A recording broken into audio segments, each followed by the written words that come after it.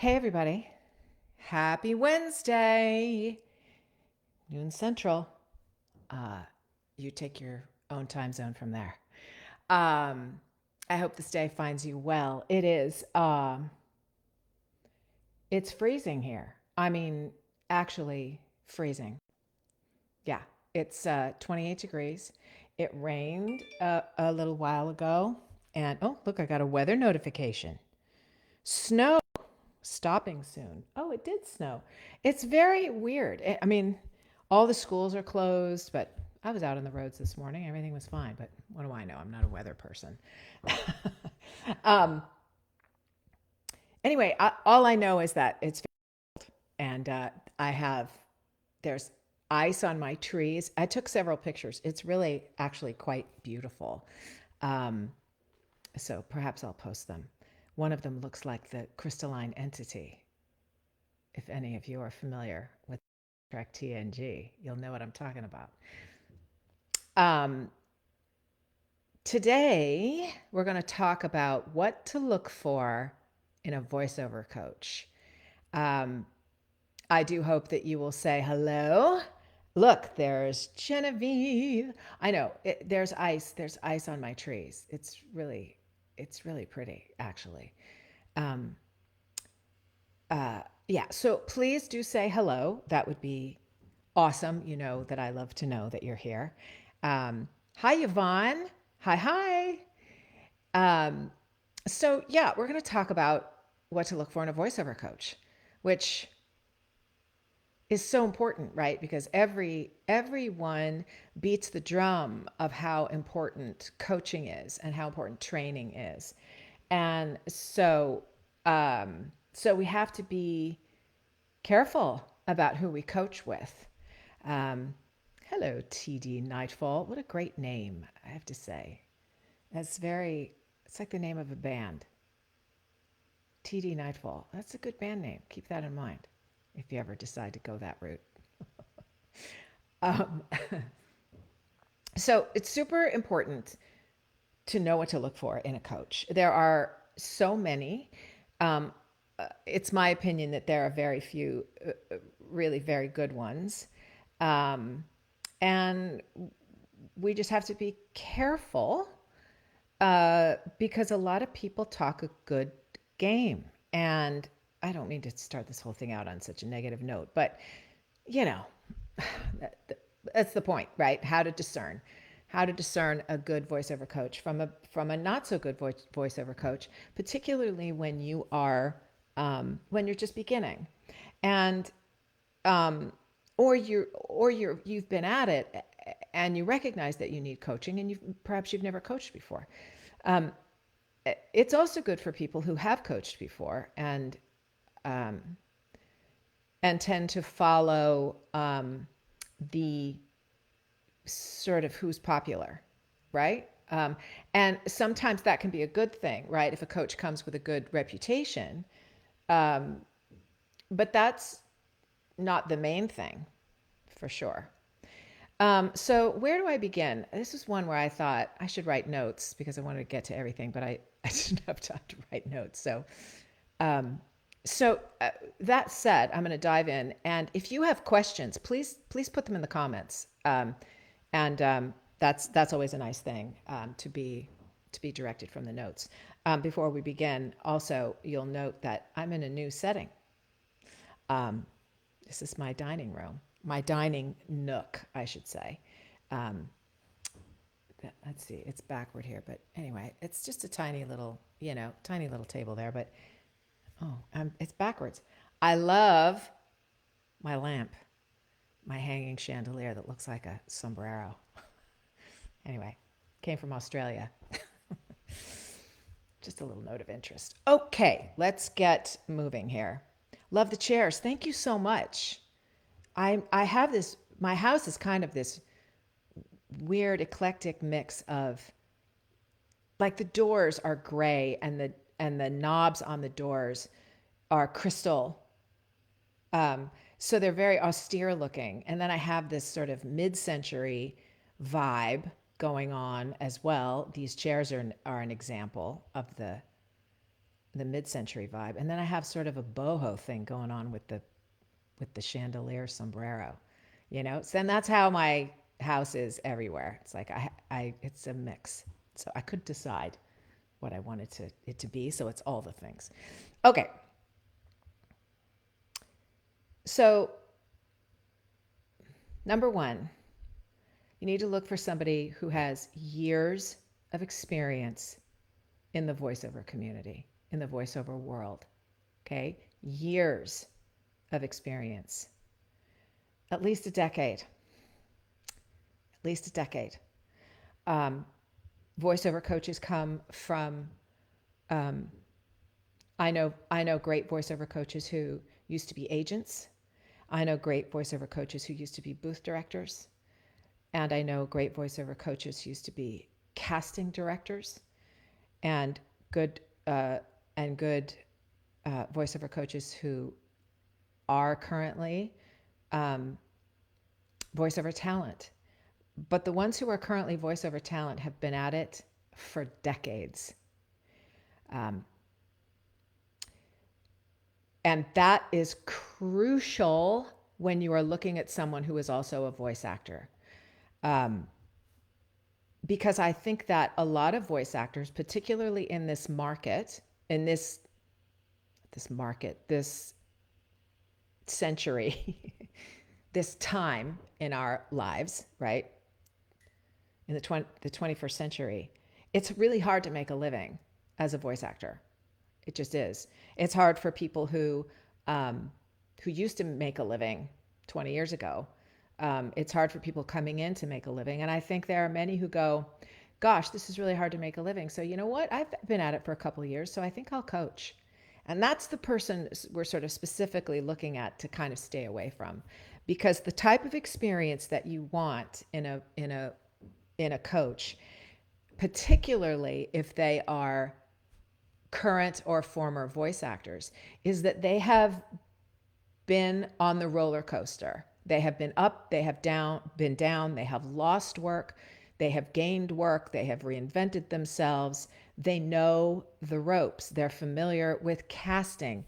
They know how that works. They've got an insider's view to what it's like to be at an agency, right? Like that kind of widespread experience is really, really important. So I'm very wary of seeing people who've only been at voiceover for a few years who start to coach. To me, I go, yeah, I can't. Those are people to me to stay away from. You want someone who charges a competitive price. And that's something you got to sort of put feelers out for. But there are some people who charge an astronomical amount of money to coach. And I don't get that.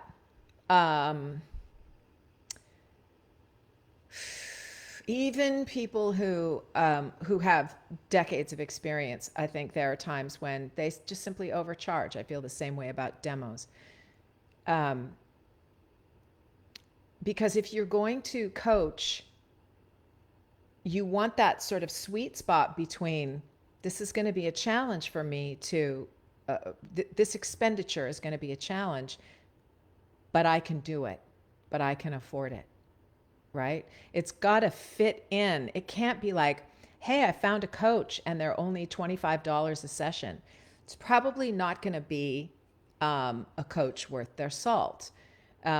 Because a good coach will charge a competitive rate.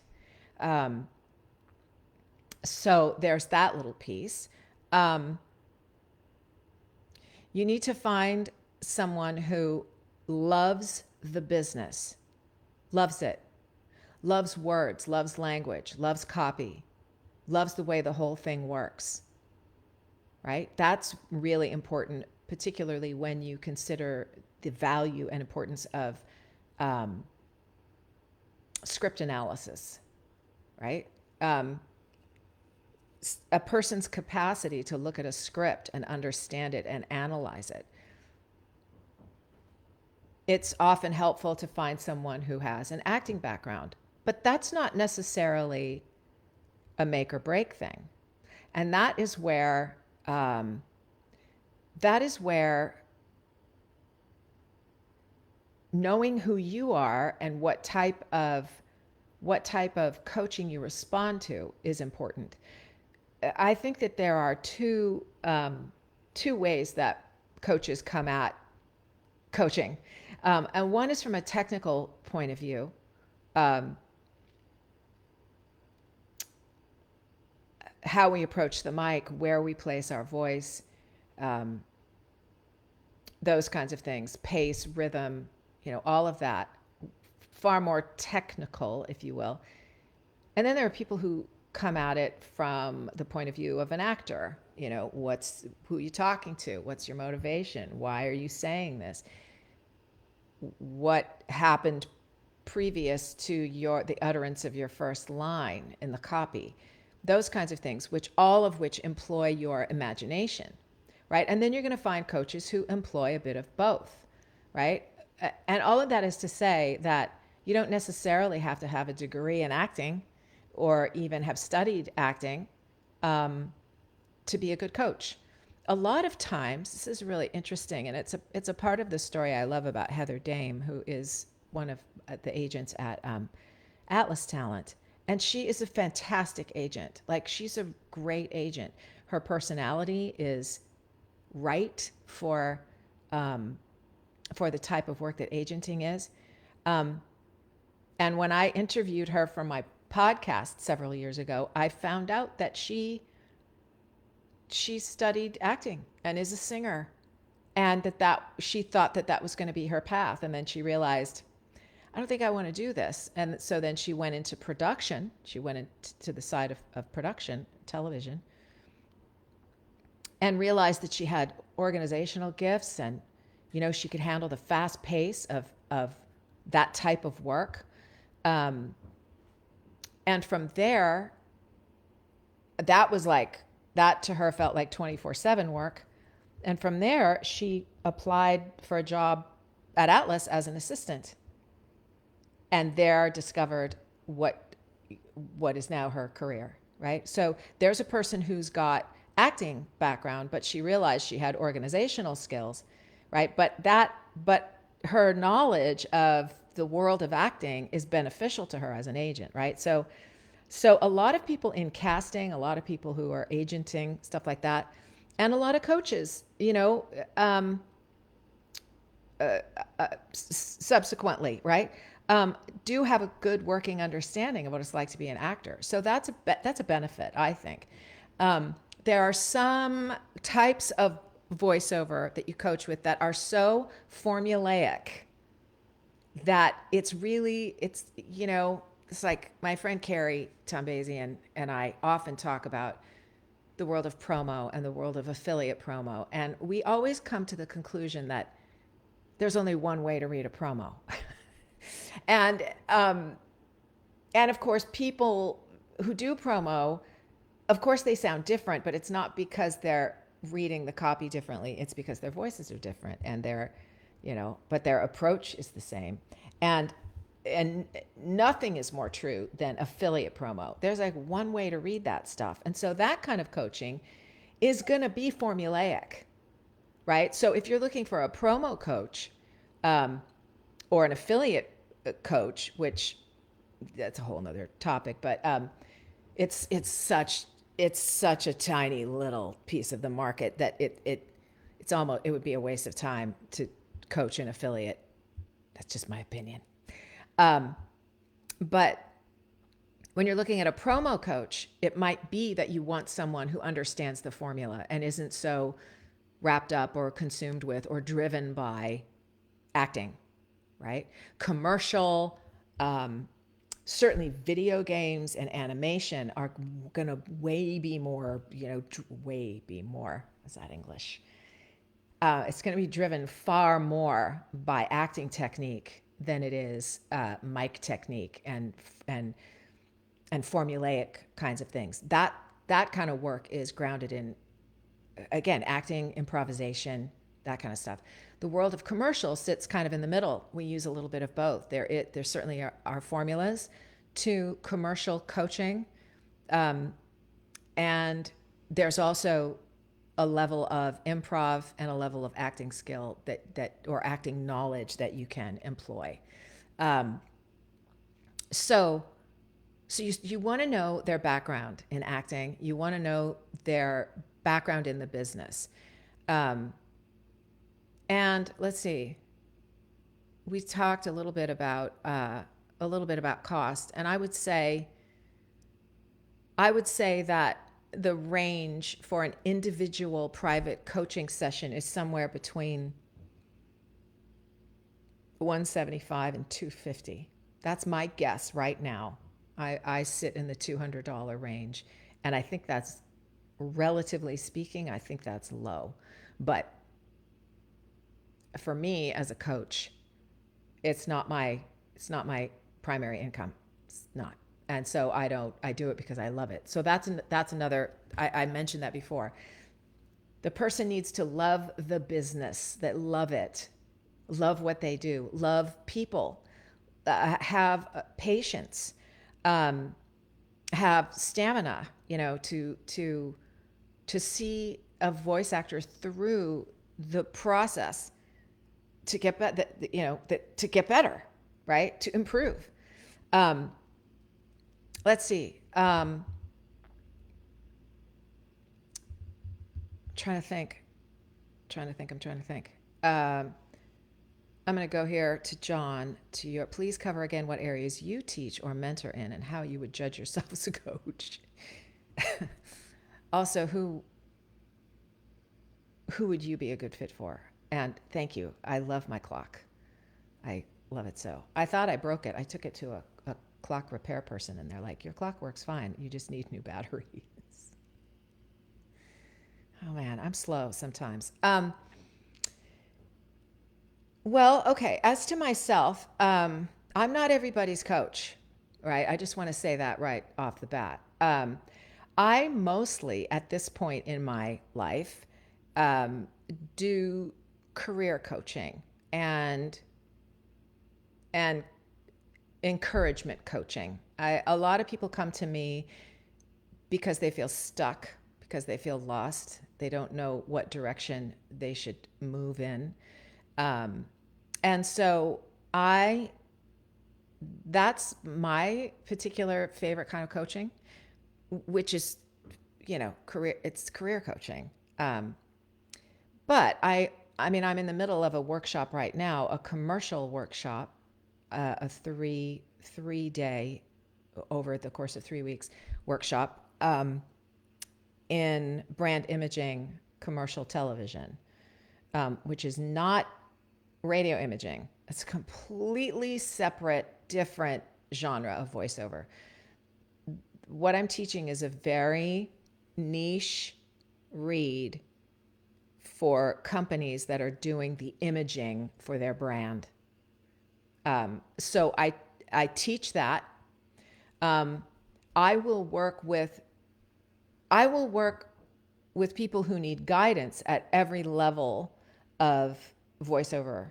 What beginner, intermediate, advanced, working pro, anybody, right? My coaching, for brand imaging, I reserve for intermediate to advanced and working pro, because it is so niche, and because people who are just beginning their voiceover life in the realm of commercials need a much broader approach that encompasses all the various types of reads in commercials, all the various TV commercials, and then add radio in there and add infomercials, which are just extended commercials. All of that stuff. I don't touch that in my brand imaging. And so it's a real niche spot. So anybody who would come to me for that would need to have a sense of the rest of the world of commercials. In a class like that, I have auditors though, that can watch. And I think that's a good spot, right, for people to audit, because they can get a window in and they're not working, and in the class. They're not participating in the class. They're just observing the class. And so audit spots are always open to anyone at every level of voiceover. What How would I judge myself as a coach? That's so hard, John. How would I judge myself? Um, I think I have particular strengths. I think that I really love people, and so I do think that that is a strength of mine, that I really care about people. It might also be a weakness as a coach. I don't know. Um, I think I'm very good at script analysis. Um, I think I have good ears, um, and I love voiceover. I love it as a thing. Um, I think that my rates are reasonable again. So overall, how would I grade myself? I can't do it. I have to rely upon that from other people. But I can tell you that is what I like to do. I don't know marketing to save my life. I'm terrible at it. So you would never want to come to me for anything like that, right? I can tell you that you need to market, and I can refer you to people. I recognize my own strengths and my own limitations, and I am a coach who thinks that you should coach with many different types of people, and that you should be in pursuit of your own individual voiceover tool belt, so that you're going to take stuff from me that works for you and leave other stuff that I offer behind if it doesn't serve you. And then you're going to go to another coach, and you're going to use some things from that person that serve you and leave other things behind. And that eventually you end up with your own unique set of tools that are specific to you, that work for you. Because ultimately, I'm not going to stand here and say, don't ever come at something technically. You should always come from the acting point of view. I would never say that. For some people, coming at things technically is what works. It's like there are a lot of roads to a good read. Who am I to say that road isn't just as beneficial if you end up at the same place, if you end up with a good, believable, authentic read. So I think that is a piece, when you're looking to coach, that's a piece of it, right? That you want to look at it all long term, and what are you putting together? What's the tool belt that you're putting together, right? That is the most important thing. Um, let's see. Do you recommend people go to different coaches? Yes. Who may have a different focus from each other? Yes, I do. I do. Um, is it better to devote a certain amount of time to focus with one, or okay to simultaneously? Um, I'm not sure that I would coach simultaneously, only because that's a lot. Like, that's a lot of information to take in. That's an expenditure. I think absorbing what one coach has for you for a particular period of time is a good thing, so that you really can absorb it, and you can start to use it, or you can make the discovery of, like, you know what, this doesn't really work for me, which is perfectly acceptable. That's a perfectly acceptable response to a coach. This doesn't quite work for me, and you bless them, and you try something new, right? Until things start to click for you. Um, let's see. Thank you, Sandy DeLonga. Hi, sweetheart. When are you going to come visit? Huh? Um, thank you. Thank you, Sandy. Oh my goodness. Well, there's an answer for you of what kind of coach I am. Um, um, again, I do recommend that you coach with different people, right? I think it's really, really important. If you just coach with one person and things aren't clicking for you, things aren't moving, you may very well end up with a sense that you can't do it, or you're getting it wrong, or things are never going your way, or you can't make progress. And sometimes it's just that we haven't found the right approach. And that's why I think it's good to make those kinds of discoveries, right?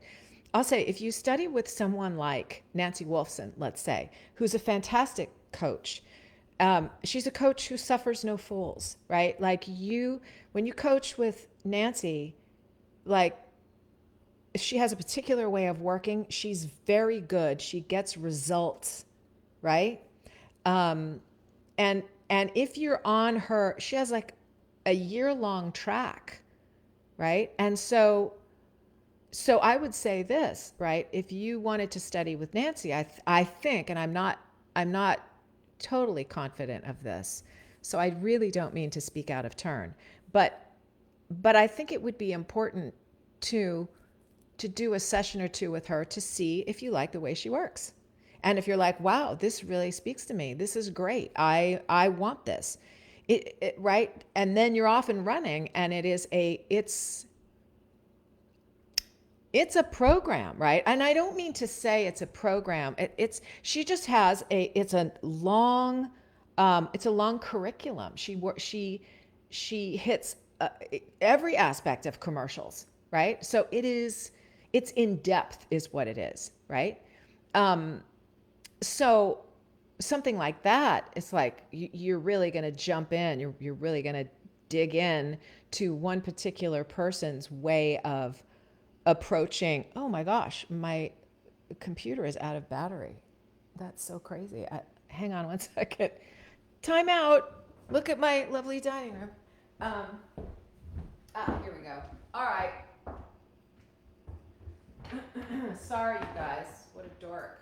Obviously, I didn't get myself together for this new location.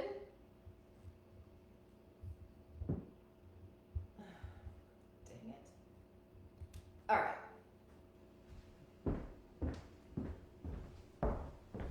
Sorry, you guys. How totally professional. I can't remember where I was. Well, Nancy is a particular type of coach, right? Who's got a long, extensive program, right? A long, extensive curriculum, I'll say. And I know many people who have done very well with her, and I know a couple others who are just kind of like, yeah, that's great coach. It's not a style for me, and that's all good. It's all good. We all want to. We all need to do things that resonate with us, right? That's the most important thing. And it's the same with me. There are people who do a consult with me, and I don't hear from them again, which means that we had a consult and they're like, yeah, she's not for me, and that's all good. We're not all for everyone, right? So let's see. Trying to think. Let's see. John, you asked who would I be a good fit for? Again, I think intermediate to advanced to working pro. I'm a good fit for people um, who who um, who like and need to be nurtured, I think, and who might otherwise feel a little bit beat up by other things going on in the business, right? And so I would say that. um, and for career coaching, again, anyone at any particular experience level. So um, let's see.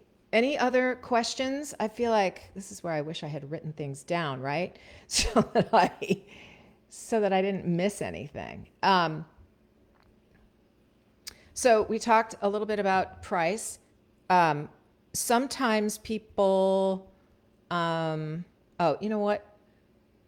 Well, sometimes people offer packages, right? You can do a one-off session. If you need a super specific thing, you're having a particular issue, right, that you need help with. Sometimes you can do a package of 4 or a package of 6, or you can study for a quarter, or And I think with most coaches, if you sort of buy in bulk, if you will, the cost comes down at least a little bit, sometimes a lot. Um, and one of the other things I want to say is, generally speaking, you don't want to coach in a package that ends up with a demo at the end. That you don't want. You don't. And let me make a distinction here, right? Let me make a distinction, because if there are coaches out there who are like, take 8 coaching sessions and get a demo, all for the one low price of, right? That I would run from. I would run. And let me contrast that with a coach like Nancy Wolfson, who at the end of coaching with her, she's going to make a determination as to whether or not you're ready for a demo. She's not just going to automatically make you a demo. That is like not going to happen, right? But if Nancy's going to make you a demo, if she thinks that you're ready for a demo, she's a great demo producer, right? So that is something that really requires your discernment. Check with people whose demos you love, right? I want to fine tune that. Check the demos of voice actors whose work you love and admire. That's what I would say. And then check with them and ask them who did their demos. Right? It's really it should never really be about, ooh, I like that demo. It's more like, what kind of a career do I wish to emulate? Right? What does a working professional person's demo sound like? Right? And that's how you want to approach that, if that makes sense. So I would really stay away from the whole package of, like, again, do 8 classes and get a demo. I just wouldn't do it. Wouldn't do it. Let's see. I think that's it. Unless anybody has another question about how to find, how to pick, what to look for. What's their history in the realm of voiceover? And if they are actors, if they're voice actors, do they have 10, 15, 20, 30 years of work? And are they still working? Is it their primary means of income? All that kind of stuff, right? Let's see. Okay. If they are not voice actors, were they former agents? Were they former casting directors? How long have they been in the business? In what capacity? And check around, ask, inquire as to a person's reputation. And the most expensive does not necessarily mean it's the best. Again, I think you want to go with people who charge a fair and reasonable market rate for their coaching. So I think that about sums it up. Please feel free, if you're watching this, after the fact, please feel free to continue asking questions. And I will come back. I will revisit this. I'm confident there are things that I missed, but please, by all means, continue asking questions. And those of you who are here, feel free to answer, right? Give your perspective. That's totally reasonable. So otherwise, find me where you will. You can DM me anytime. And next week, there are a couple things I wanted to tell you. Next week, we start on a new day. Okay, we're going to be on Tuesdays, and and I'm simply going to do a Q&A, ask me anything. And I think, I'm not confident of this, but keep your eyes peeled. I think I'm going to record the lives from YouTube.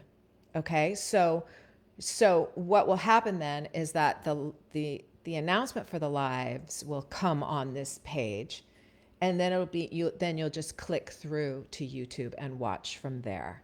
I have to get to know YouTube and how it all works in terms of recording lives there. So that may not exactly happen next week, but I'm hoping that I'm going to get to know things on over the weekend and figure it out. But it is going to be an Ask Me Anything kind of a format, Q&A format. And there may be, yes, Sandy, it'll be 1 p.m. Eastern on Tuesdays. Yes. Noon Central, 10 a.m. Pacific, this same time frame. I may incorporate a spot to have some, to allow you to ask some questions before the thing begins, right? So we've got something, but I'll still take live questions. So that's coming. And then I also wanted to tell you, speaking of voiceover coaches, I wanted to tell you that Carrie Tombazian is starting a class. I want to say it starts February 11th. I could be wrong about that, but I'm going to post it, okay? So it's a 3-week class and it's commercial. Carrie is an excellent coach, an excellent coach.